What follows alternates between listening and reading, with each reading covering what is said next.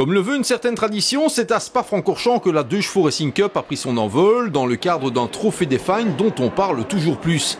Après quelques remaniements au sein du 2CVRT, promoteur de la série, ce ne sont pas moins de 24 bolides qui étaient présents sur le plus beau circuit du monde, prêts à en découdre sur une durée de 240 minutes. Point de vrai départ cependant, puisque c'est sous régime de voiture de sécurité que la saison débutait, sous la conduite de la 44, toiture au nain, d'Olivier Renaud et Kevin Verjus, qui s'étaient offert la pole position. Par contre, une fois le peloton lancé, la lutte allait s'avérer explosive, avec à l'avant de la course un quatuor bien décidé à ne rien lâcher, comprenant, outre la 44 toiture au nain, la 23 Kimi Racing de Vigneron, Gasperin et Boulange, la 99 Pégase Rédillon de Braquelaire et Aiguremont, ainsi que la 29 Beaufort 1 de Van Giesegem et Furlotti. Des bolides qui allaient s'échanger les positions au fil des tours. Après une heure de course, l'écart entre les leaders n'atteignait même pas les 10 secondes. Magique. Après une cinquantaine de minutes de course, la 15 BMA Racing de Blaise, Marquet et Marquet était la première à enregistrer un sérieux ennui. Elle s'immobilisait dans la montée de Kemmel, puis repartait en proie à des problèmes mécaniques, et ce n'était qu'un début.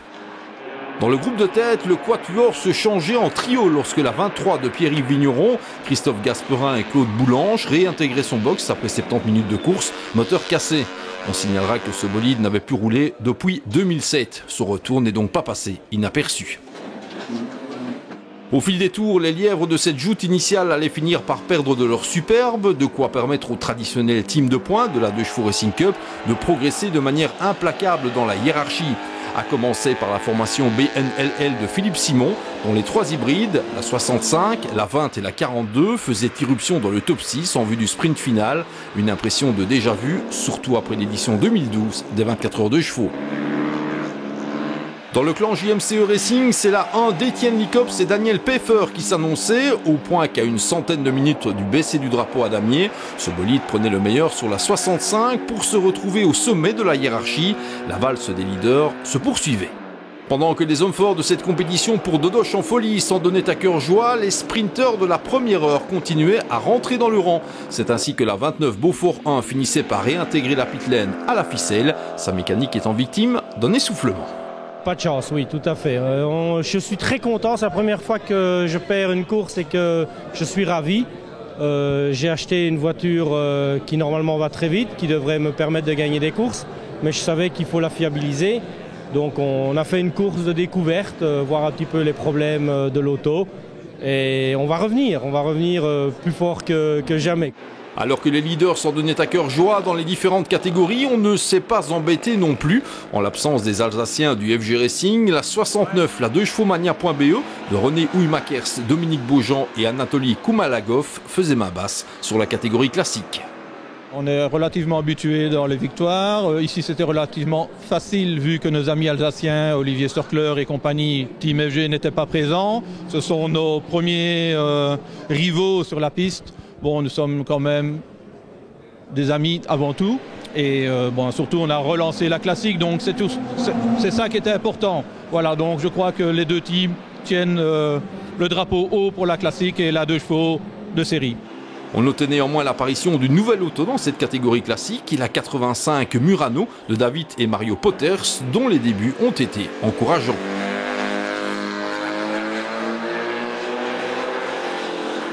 En amélioré, 2 équipages se sont battus pour la victoire et c'est la 47 WDRT qui a fait la course en tête, offrant les premiers lauriers de la saison à Glenn Van Wijmersch et Staff Mertens. C'était une très belle course. J'ai disputé la moitié de l'épreuve au moment où le circuit commençait à sécher, ce qui était plus facile en fait. Relevant également de cette catégorie améliorée, la 31 TPK Racing Team de Lorenzo Stallen, Jürgen de Hoppere et Nice Catrice n'a pas démérité, mais elle a perdu trop de temps.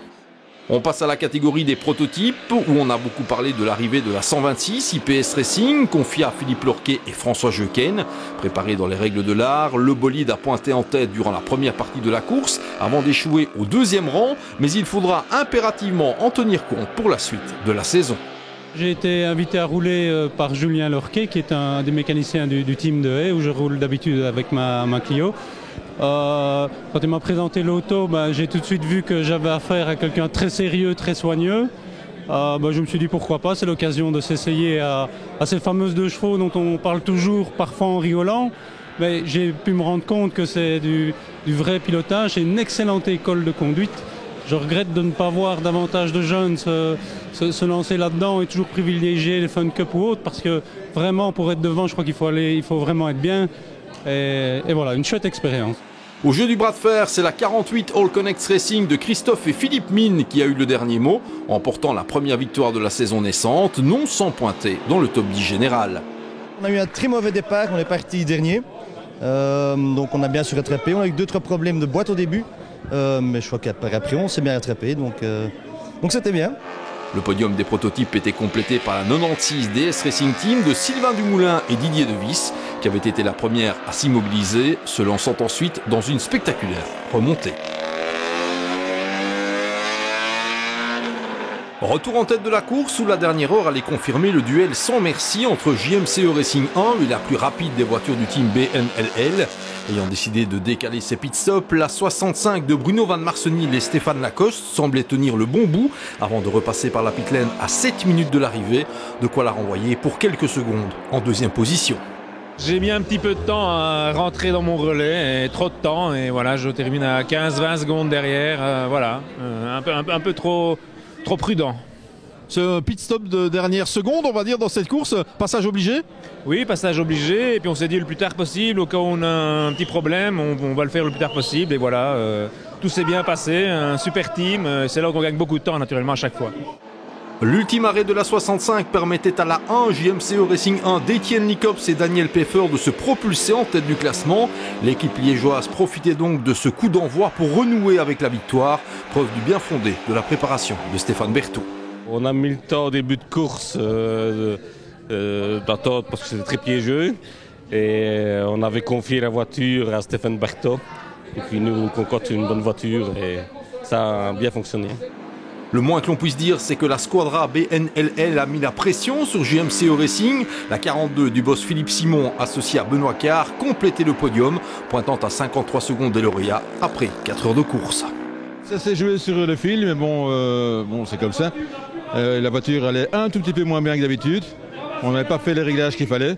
Et on a quand même s'est battu jusqu'à la fin pour revenir, mais bon, il manquait 20-30 secondes et on n'a jamais su revenir. Ils allaient trop vite, la numéro 1 était la plus forte.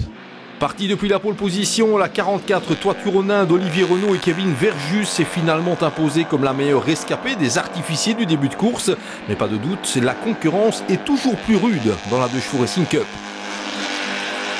Autre traditionnel outsider des courses de 2 chevaux, la 55 AG Racing Box de Gérard Abraham, Guy Jaminet et Fabien Mas a complété le top 5 au terme d'une course on ne peut plus régulière.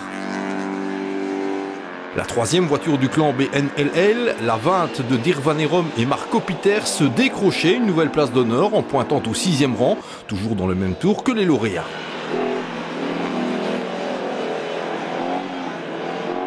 Très rapide en début de parcours, la 99 Pégase Raidillon d'Edouard de Braquerrière et Manuel Gourmont a elle aussi fini dans le tour des vainqueurs et pour une petite seconde, elle loupait le top 6.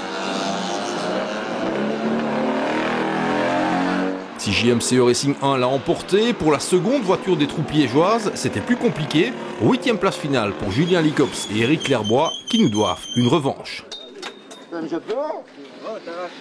Dans le top 10 absolu, on pointait encore la 60 Pacha Racing de Philippe Dumont, Christophe Marquet et Michael Herr qui a concédé 2 rotations aux plus rapides.